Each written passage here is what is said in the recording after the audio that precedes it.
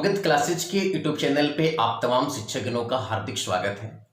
जैसा कि आप लोग जान रहे हैं, हम लोग बिहार स्टेट का शिक्षण कला अध्ययन कर रहे हैं और शिक्षण कला के अंतर्गत शैक्षिक दर्शन पढ़ रहे हैं। और शैक्षिक दर्शन का दो पार्ट आप लोग को मैंने पढ़ा चुका हूँ, आदर्शवाद और प्राकृतिकवाद। आदर्शवाद और प्राकृतिकवाद दोनों एक दूसरे के विपरीत हैं। आदर्शवाद में बच्चों को आत्म अनुभूति कराना था, जबकि प्राकृतिकवाद में प्राकृतिकवादियों ने बताया कि बस बच्चों को प्रकृति के गोद में बैठा दीजिए, बच्चा खुद सीख जाएगा। अब हम लोग जानेंगे यथार्थवाद के बारे में कि यथार्थवाद आदर्शवाद और प्राकृतिकवाद में क्या संबंध है और यह आदर्शवाद या प्राकृतिकवाद को किस प्रकार से अपने आप में समतुल्य करता है। तो आइए सबसे पहले मैं एक बात आपको बता दूं, आदर्शवाद और प्राकृतिकवाद के बीच का जो वाद है वो आपका कहलाता है यथार्थवाद। यानी यहाँ पे ना तो आपका शिक्षक का प्रभावात्मक प्रभाव है और ना तो प्रकृति की गोद में आपको बिठाया जाएगा।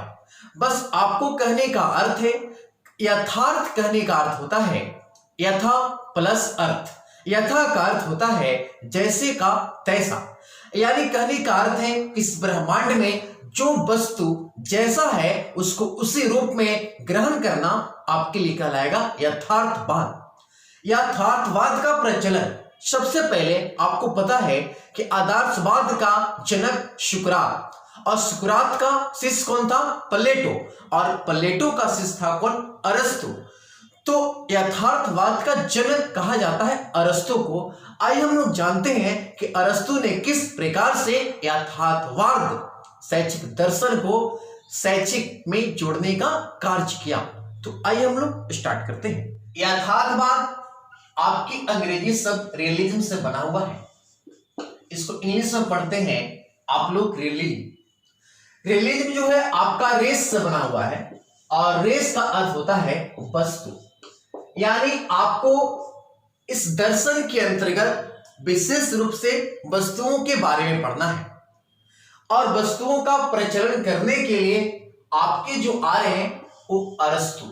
आप लोग अरस्तु का नाम सुने होंगे। अरस्तु जो था वो प्लेटो का शिष्य था और प्लेटो जो थे आदर्शवाद शैक्षिक दर्शन के जनक थे। तो जब प्लेटो का शिष्य अरस्तु था तो जब यह अध्ययन किया होगा तो अध्यात्म का भी अध्ययन किया होगा। तो इन्होंने सबसे पहले अध्यात्म को अध्ययन किया और अध्यात्म में एक नए शब्द विज्ञान जोड़ दिया और अध्यात्म में विज्ञान शब्द जोड़ने के बाद जो दर्शन बना उसी दर्शन को हम लोग कहते हैं यथार्थवाद। यानी अरस्तु जब प्लेटो का शिष्य था तो आदर्शवादी था और जब वो शिक्षा ग्रहण किया था तो अध्यात्म का शिक्षा ग्रहण किया था। यानी अरस्तु ने क्या किया कि अध्यात्म में आपको विज्ञान जोड़ दिया। यानी अरस्तु क्या किया? अध्यात्म और प्लस विज्ञान जोड़ दिया और अध्यात्म और विज्ञान जैसे ही जुटा तो इस प्रकार से जो आपको दर्शन बना, इसी दर्शन को कहा जाता है यथार्थवाद। इस दर्शन का नाम पड़ा यथार्थवाद। यानी विज्ञान शब्द जुटते ही विज्ञान क्या है कि आप इस भौतिक जगत में जो कुछ भी देख रहे हैं और जो कुछ भी घटित हो रहा है, जो वस्तु जस का तस है, वही आपका क्या है? विज्ञान है। यानी यथार्थवादियों के अनुसार दुनिया का कोई भी वस्तु जिस रूप में है उसी रूप में यदि आप ग्रहण करते हैं तो यथार्थवादी दर्शन के अंतर्गत जाएंगे और आपका जो विचार होगा वो यथार्थवादी के अंतर्गत आएगा। यथार्थवाद के यदि आप संधि विच्छेद करेंगे तो आपका इसका संधि विच्छेद जो होगा यथार्थ का संधि विच्छेद होता है यथा और प्लस अर्थ और बाद तो आपका बाद है। यथा का अर्थ होता है जैसा है वैसा। यथा का आपका अर्थ है जैसा है वैसा। यथा का अर्थ हो गया जैसा है वैसा। यानी आप कह सकते हैं जैसे जैसे को तैसा, यानी जैसे को तैसा कह सकते हैं। यानी जैसा है वैसा, यानी कहने का अर्थ है जैसे को तैसा, या जस का तस भी कह सकते हैं। जैसे को तैसा या जस का तस भी कह सकते हैं। यथा का अर्थ का अर्थ होता है अर्थी और बाद का अर्थ होता है वस्तु। यानी यथार्थवाद का अर्थ हुआ कि जो वस्तु जैसा है वैसा उसके बारे में यदि आप अध्ययन करते हैं तो यह आपका यथार्थवाद है। किनके अनुसार? अरस्तु के अनुसार। अरस्तु क्या कहते हैं कि अध्यात्म में विज्ञान जोड़ देते हैं तो यथार्थवाद आ जाता है। यथार्थवाद का संधि विच्छेद करेंगे तो यथार्थ का संधि विच्छेद होता है यथा और अर्थ। यथा का अर्थ होता है जैसा है वैसा, या आप कर सकते हैं जस का तस, यानी जस का तस यानी जैसा को तैसा। और अर्थ का अर्थ होता है अर्थ और वाद का अर्थ होता है वस्तु, यानी जो वस्तु जैसा है उसको उसी रूप में यदि आप ग्रहण करते हैं तो आपका क्या कहलाता है? यथार्थवाद। यानी यथार्थवाद का यहां पे हम आप लोग के लिए परिभाषा लिख देते हैं कि जो वस्तु, आप लोग ध्यान से देखेंगे, जो वस्तु जैसा है, जो वस्तु जैसा है उसको उसी रूप में, उसको उसी रूप में ग्रहण करना, उसको उसी रूप में ग्रहण करना यथार्थवाद कहलाता है। ग्रहण करना यथार्थवाद कहलाता है, यथार्थवाद कहलाता है। यानी कहने का अर्थ क्या हुआ कि जो वस्तु जैसा है उसको इस रूप में आप यदि ग्रहण करते हैं तो आपके लिए क्या कहलाएगा? यथार्थवाद। यानी मुख्य रूप से देखा जाए तो यथार्थवाद को कह सकते हैं भौतिक जगत। यानी जो वस्तु जैसे है उसको यदि आप देखेंगे तो इस पूरी भौतिक जगत की कल्पना करेंगे। यानी यथार्थवाद जो है वो आप उसको भौतिकवाद भी कह सकते हैं। यानी कहने का अर्थ है कि यथार्थवाद एक प्रकार का भौतिकवाद है, और भौतिकवाद है तो भौतिक की वस्तुओं को आप अपने ज्ञानेंद्रियों के द्वारा देख पाएंगे, समझ पाएंगे। इसलिए इस वाद को इंद्रिय गोचरवाद भी कहा जाता है।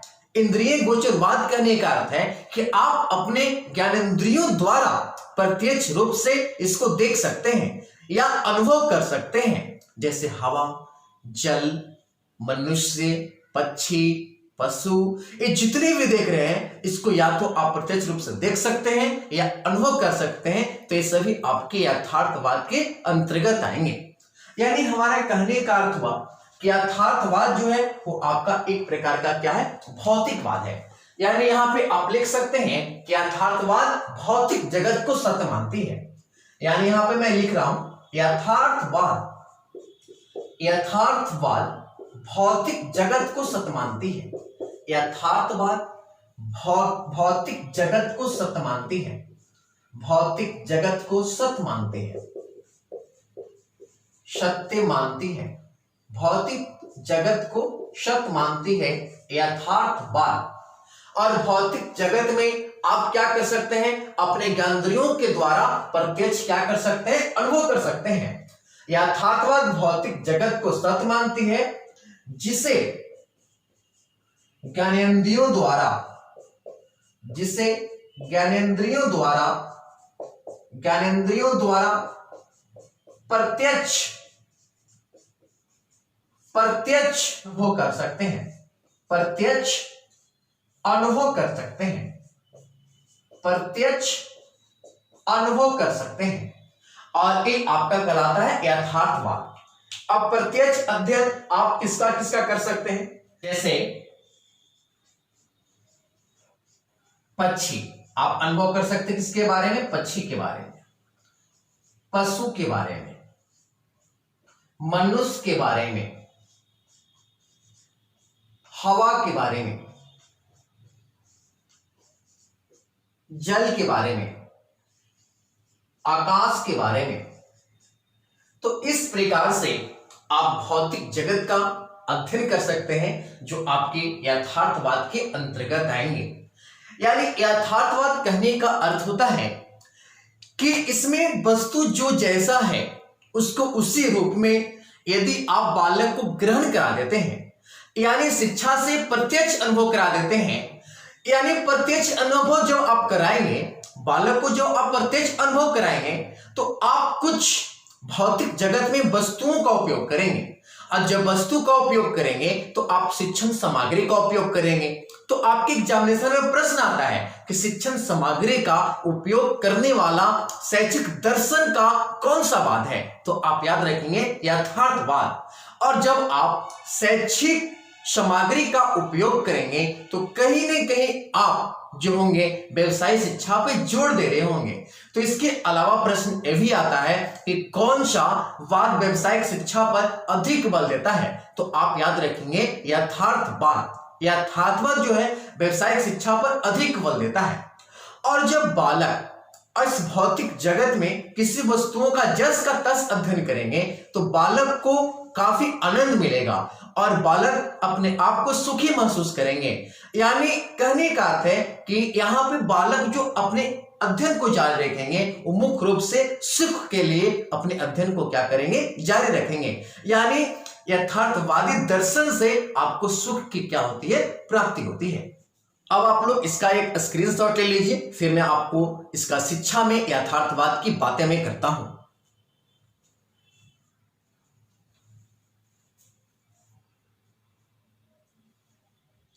अब हम लोग जानेंगे यथार्थवादियों विचारक के बारे में। आपकी एग्जामिनेशन में यथार्थवादियों विचारक के बारे में प्रश्न आ जाते हैं कि कौन यथार्थवादी है, कौन आदर्शवादी है, कौन प्राकृतिकवादी है। तो इससे पहले मैं आपको 2 वीडियो पढ़ा चुका हूं और यदि आप दोनों वीडियो को अच्छी तरह से देख लेंगे तो तीसरी वीडियो भी आपको समझ में आएगा, क्योंकि ये जो यथार्थवाद है आदर्शवाद और प्राकृतिकवाद के बीच का वाद है। यानी कहने का अर्थ है कि जिस प्रकार से आदर्शवाद में बालक को आत्म अनुभूति कराया जाता था और आदर्शवाद में आपके शिक्षा का वर्चस्व था, ठीक विपरीत प्राकृतिकवाद में शिक्षक का कोई प्रश्न नहीं था, वहां बालक का हल्ला बोल था। लेकिन आपका यथार्थवाद ऐसा इस प्रकार का दर्शन है, इसमें ना तो शिक्षक का ज्यादा वर्चस्व है ना तो विद्यार्थी का ज्यादा वर्चस्व है। बस इसमें आपका वर्चस्व है किस प्राकृतिक में जो वस्तु जैसा है उसी के बारे में यदि आप अध्ययन करते हैं तो यह आपका कहलाएगा यथार्थवाद। अब हम लोग जानते हैं यथार्थवादी विचारक के बारे में। आपके एग्जामिनेशन में प्रश्न आता है कि कौन कौन से यथार्थवाद विचारक थे या यथार्थवाद के निकट थे। तो इनमें सबसे पहला नाम आता है गुड का। आप लोग याद रखेंगे, गुड यानी सही, यथार्थवाद यानी सही का। उसके बाद आपका नाम आता है स्वामी रामतीर्थ का। स्वामी रामतीर्थ का नाम आता है। आपके स्वामी रामतीर्थ जो थे वो आपके यथार्थवादी विचारक थे। इसके बाद हम लोग जानेंगे रास के बारे में। इसके बाद आते हैं आपके ब्राउन।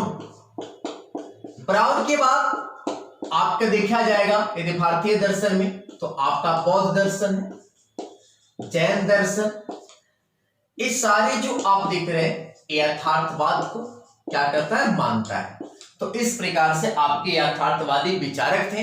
यानी इस प्रकृति के जो वस्तु जैसे है उसको उसी रूप में देखना आपके लिए कहलाता है क्या, यथार्थवाद। इसलिए तो इसको कहते हैं इंद्रिय गोचर प्रतीचीकरण।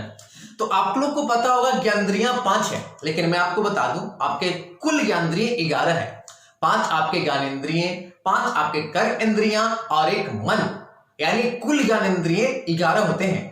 लेकिन यहां पे बस आप लोग जानिए कौन कौन होते हैं, नेक्स्ट वीडियो जब बनाऊंगा तो मैं आपको बताऊंगा। और इस प्रकार से यदि आप ज्ञान गोचर प्रतीचीकरण ज्ञानेंद्रियों के माध्यम से जिस दर्शन का अध्ययन करते हैं, जिस वस्तु के बारे में सोचते हैं, जिस वस्तु के बारे में देखना चाहते हैं, ये आपके यथार्थवाद है। और यथार्थवाद के आपके विचारक कौन कौन है, गुड, स्वामी रामतीर्थ, रॉस, ब्राउन, बौद्ध दर्शन, जैन दर्शन, चार्वाक दर्शन। इस प्रकार से आपको कुछ भारतीय दर्शन को भी सम्मिलित कर लिया है। अब यहां पे हम लोग जानेंगे यथार्थवादियों के अनुसार शिक्षा की विशेषताएं। अब हम लोगों का टॉपिक है यथार्थवादियों के अनुसार शिक्षा की विशेषताएं। यानी यहां पे मैं लिख रहा हूं यथार्थवादी के अनुसार शिक्षा की विशेषताएं। अनुसार शिक्षा की विशेषताएं। शिक्षा की विशेषताएं क्या क्या थी यथार्थवादियों के अनुसार। आप लोग अच्छी तरह से पहले समझ लें यथार्थवादियों में शिक्षा की व्यवस्था किस प्रकार से थी। आप लोग अभी तक अध्ययन किए कि यथार्थवाद में वस्तु के बारे में जस का तस, जो वस्तु जैसे है उसी के बारे में ग्रहण करना इंद्रियों के माध्यम से आपका यथार्थवाद है। तो यथार्थवादियों के अनुसार बच्चों की शिक्षा उनकी व्यक्तिगत और सामाजिक जरूरतों के अनुसार होना चाहिए, ताकि वह बड़ा होकर सुखी जीवन व्यतीत कर सके और अपने जीवन के साथ सामंजस्य को स्थापित कर सके। यानी कहने का अर्थ है कि यथार्थवादियों के अनुसार बालक की शिक्षा उनके व्यक्तिगत और सामाजिक दृष्टिकोण से होना चाहिए, जो भौतिक जगत में सच प्रत्यक्ष रूप से देखा जाए, इस प्रकार से शिक्षा होना चाहिए ताकि बालक अपने दैनिक जीवन के साथ अच्छा सामंजस्य स्थापित कर सके। उदाहरण के तौर पे आप देख सकते हैं इस कोरोना काल में आपका तकनीकी शिक्षा का बढ़ावा मिल रहा है, अंग्रेजी शिक्षा का बढ़ावा मिल रहा है। तो ये सब आपके यथार्थवाद के प्रत्यक्ष उदाहरण है जो आप लोग देख रहे हैं। यानी कंप्यूटर और अंग्रेजी भाषा को यदि आप अच्छी तरह से समझ जाएंगे तो रोजगार की संभावनाएं आपके साथ क्या होगा, बढ़ जाएगा। यानी जो वस्तु जैसे है, अब तकनीकी माध्यम आ गया है तो आप कंप्यूटर और अंग्रेजी भाषा का अपने आप में समायोजन कर लेते हैं तो आपको एक अच्छा रोजगार मिल सकता है। अब हम लोग इसको विस्तृत रूप में पढ़ते हैं कि यथार्थवादी शिक्षा की विशेषताएं क्या है। तो सबसे पहली बात आप जान लीजिए कि बालकों की शिक्षा उनके व्यक्तिगत और सामाजिक जरूरतों के अनुसार होना चाहिए। यानी फर्स्ट आप लोग याद रखेंगे, फर्स्ट पॉइंट में बोल रहा हूं कि बालकों की शिक्षा, सारे पॉइंट को आप लोग ध्यान से देखिएगा। बालकों की शिक्षा उनकी जरूरतों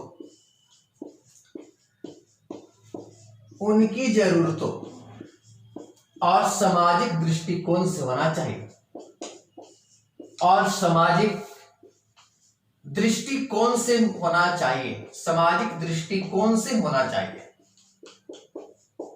बालकों की शिक्षा उनकी जरूरतों और सामाजिक दृष्टिकोण से प्राप्त होना चाहिए, दृष्टिकोण से प्राप्त होना चाहिए, प्राप्त होना चाहिए। यानी फर्स्ट पॉइंट आप लोग पढ़ें कि बालकों की शिक्षा उनके व्यक्तिगत यानी उनकी जरूरत और समाज की जरूरतों के अनुसार होना चाहिए। जैसे आप कह सकते हैं तकनीकी ज्ञान और भाषा ज्ञान, जैसे मैं आपको उदाहरण दिया कंप्यूटर ज्ञान और अंग्रेजी का ज्ञान, यानी तकनीकी ज्ञान और भाषा ज्ञान। उदाहरण के तौर पे आप क्या सकते हैं, उदाहरण के तौर पे आप क्या लिख सकते हैं, तकनीकी ज्ञान और आप लिख सकते हैं भाषा का ज्ञान। ये आप लोग के उदाहरण के तौर पे देखा जाए तो फर्स्ट आपके तकनीकी ज्ञान आप लोग समझते हैं, कंप्यूटर हो गया, मोबाइल हो गया, सारे आपके तकनीकी ज्ञान है, तकनीकी ज्ञान। और ये आपके जो है सेकंड क्या है, भाषा ज्ञान। तो इस प्रकार से आप यथार्थवादी शिक्षा में बालक को शिक्षा दे सकते हैं। अब इस प्रकार से यदि बालक को आप शिक्षा ग्रहण करेंगे, यानी तकनीकी शिक्षा पे यदि आप अधिक बल देंगे तो कहीं ना कहीं आप विज्ञान पे क्या दे रहे होंगे, बढ़ावा दे रहे होंगे।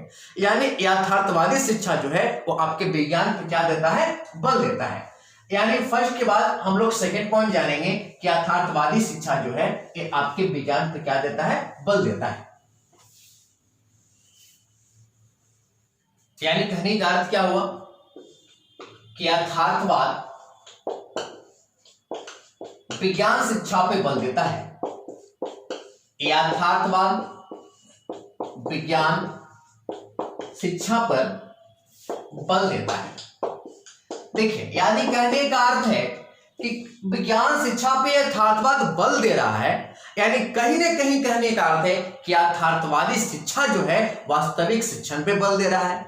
तो इसको इस प्रकार से भी लिख सकते हैं आप कि यथार्थवाद वास्तविक शिक्षण पे अधिक बल देता है, यथार्थवाद शिक्षा वास्तविक शिक्षण पर अधिक बल देता है, वास्तविक शिक्षण पर अधिक बल देता है। यानी यथार्थवादी शिक्षा जो है वो आपके वास्तविक शिक्षण पे अधिक बल देता है। वास्तविक शिक्षण मतलब आप समझ रहे हैं, जिसको आप प्रत्यक्ष में अपने ज्ञानेंद्रियों के द्वारा अच्छी तरह से समझकर अध्ययन करेंगे, तो ये आपका क्या हो गया, वास्तविक शिक्षा। अब कहने का अर्थ है कि बालक जब वास्तविक शिक्षा को ग्रहण करेगा तो बालक को सुख का अनुभव होगा। यानी कहने का अर्थ है कि यथार्थवादी शिक्षा के अनुसार बालक जो है वो सुखी जीवन क्या करता है, व्यतीत करता है। आपके एग्जाम में प्रश्न आ सकता है कि कौन शिक्षा के अनुसार बालक सर्वाधिक अपने आप को सुखी महसूस करता है, तो आप याद रखेंगे यथार्थवादी। यानी पॉइंट नंबर 4 में आप लोग को लिख रहा हूं, यथार्थवादी शिक्षा से बालक सुखमय जीवन व्यतीत करता है, सुखमय जीवन व्यतीत करता है, सुखमय जीवन क्या करता है, व्यतीत करता है। अब देखिए कहने का अर्थ है कि बालक यदि सुखमय जीवन व्यतीत कर रहा है और आपके कहने का अर्थ है कि विज्ञान शिक्षा पे अधिक बल मिल रहा है और वास्तविक शिक्षण पे अधिक बल मिल रहा है, तो विज्ञान शिक्षण पर बल देने के लिए आपको कुछ ना कुछ सामग्री चाहिए, तकनीकी शिक्षा के लिए सामग्री चाहिए। यानी कहने का अर्थ है कि कहीं न कहीं यथार्थवाद जो है व्यावसायिक शिक्षा पे भी आपका अधिक बल दे रहा है। और ये प्रश्न आता है कि शिक्षण सामग्री का उपयोग करने वाला कौन सा वाद है, तो आप रखेंगे यथार्थवाद, क्योंकि शिक्षण सामग्री का यदि आप उपयोग करेंगे तो कहीं न कहीं आप व्यावसायिक शिक्षा पर क्या करेंगे, अधिक बल देंगे।